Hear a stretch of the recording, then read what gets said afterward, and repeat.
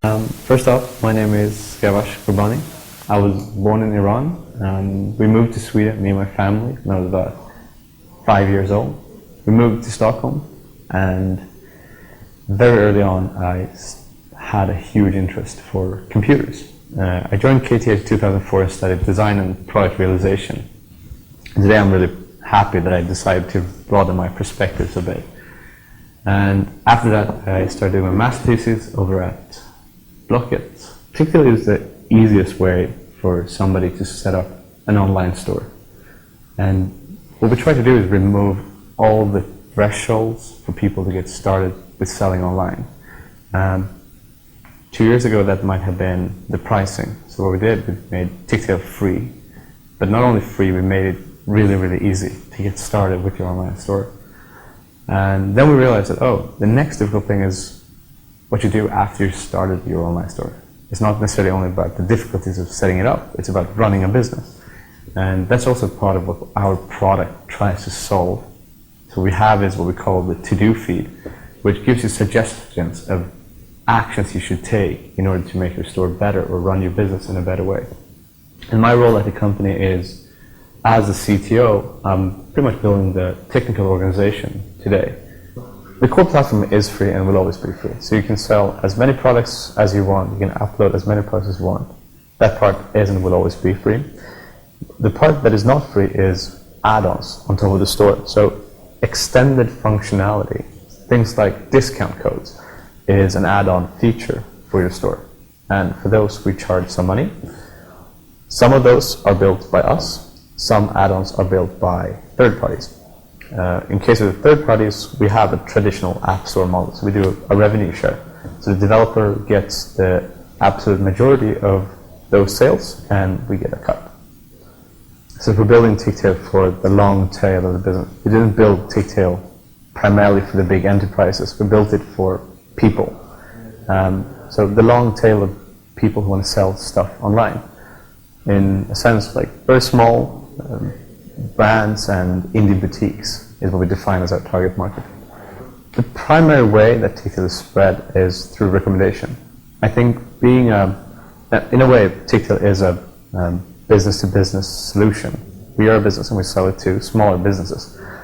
I think it's unheard of that such a business has a kind of recommendation that we do. So I think 81% of all of our users have recommended Tictail to somebody else. And that's our primarily growth channel. We don't do any cold calls, we don't do any sales. It wouldn't really make any sense to have somebody selling something that is free. So our primary channel is our users who like and enjoy the service. We try to communicate a lot with our users. We tend to ask them a bunch of questions regularly, ask them how they enjoy the service, what kind of features they would like to have. We also do a lot of stuff with analyzing behavior, both of our users and their customers, to see what kind of things works, what do people tend to do, and what do they come back to do. A lot of people ask about the idea of Tictail, and to be honest, there was no one idea about Tictail. Tictail as an idea has evolved. It evolves from the people who work with it. So the initial idea was, let's make e-commerce easy. Let's enable e-commerce for everybody. I would argue that even though you consider that's a good idea, it's not necessarily a great idea. There are a bunch of better ideas. So I would say that the value of what we've done is managed to get a lot of really great people together and working towards a vision, and allow that idea to develop and evolve within this group of people. The first two people who even started talking about Tictail was Carl and Kai, and they did that because they were at their old company. They ended up doing a lot of e-commerce projects, and they thought, hey, wait, e-commerce seems to have been stuck somewhere in the 90s, and everything else on the web has developed a lot. Can we do something interesting with that? And they knew a guy who they've been trying to recruit for a lot of time, a really talented developer called Birk. And they got in touch with Birk and managed to convince him that this is what we're going to do. And he was really excited and joined the project to change e-commerce somehow. And I came into that through a bunch of random like events. And for me it was, I think it's different for everybody how it came into that, but for me it was from the belief that I saw e-commerce from a different perspective. I saw it from the perspective of regular people, normal people, selling things online through Blocket. And that is e-commerce, but we just don't call it e-commerce. And I think their strength was that they wanted to do something very interesting with e-commerce and using their skill sets. So the first team came around by talented people wanting to do something using their skills, and at that time we're 50% design and 50% development. The rest of the team were built up by initially bringing in people we knew were great people we worked with before, people we knew, people we heard about. And in the initial phase, we spent a lot of time on recruiting. Yeah, we had a business plan. Well, I think the business plan was more of a PowerPoint. That was, we are going to become Amazon. We're going to have our online store. We're going to build a free platform for e-commerce. We're going to have like a million things. That was the initial business plan. It was, I don't think it was that much of a theoretical business plan that you would do in school. It wasn't this is how much money we got and this is what we do with that money. It was much of a leap of faith. When we raised the investment though, we had spent 4 months building a prototype, and they wanted to see a business plan that was a bit more detailed. So we spent some time defining that, and there are a bunch of things that keeps you going. And I think you can always find something. In the beginning for us, it was the basic fact that, all right, we built something, and these 5 people have created an online store on our platform and are selling something. That was the first drive. And the second one was that people around us start to recognize that we were actually doing something valuable. It was not just a hobby project that we spent a lot of time with instead of doing something meaningful. Then came an investment. So we managed to get an investment from a big British investment company. And that was a huge motivator. Like, oh, okay, it's not just us who believes in this. This company believes in it so much they are willing to invest money in it. The next motivator was when we started appearing in newspapers, articles. Like, I could show my mom, like, okay, Mom, look, it's not just me. This is for real. And once we came over that, the biggest motivator for us is to see that a lot of people are trusting us with their online business. They are providing for their families through the things that we built. And that's amazing to think that. Like, I built something that somebody's able to live a life off. That's really powerful, and that's, I guess, what drives us today. In the same way that our idea has changed from the start to where we are today, pretty much everything has changed. It's because of people. You bring into the organization, they have their own values and their own core beliefs. And no matter what, those core beliefs and values are going to become a part of your companies. And that's why building a team that you believe in is so important. Because a team will eventually be your company's core values or core beliefs. So I would say that it's changed quite a lot, and in a way it has matured a lot since we started.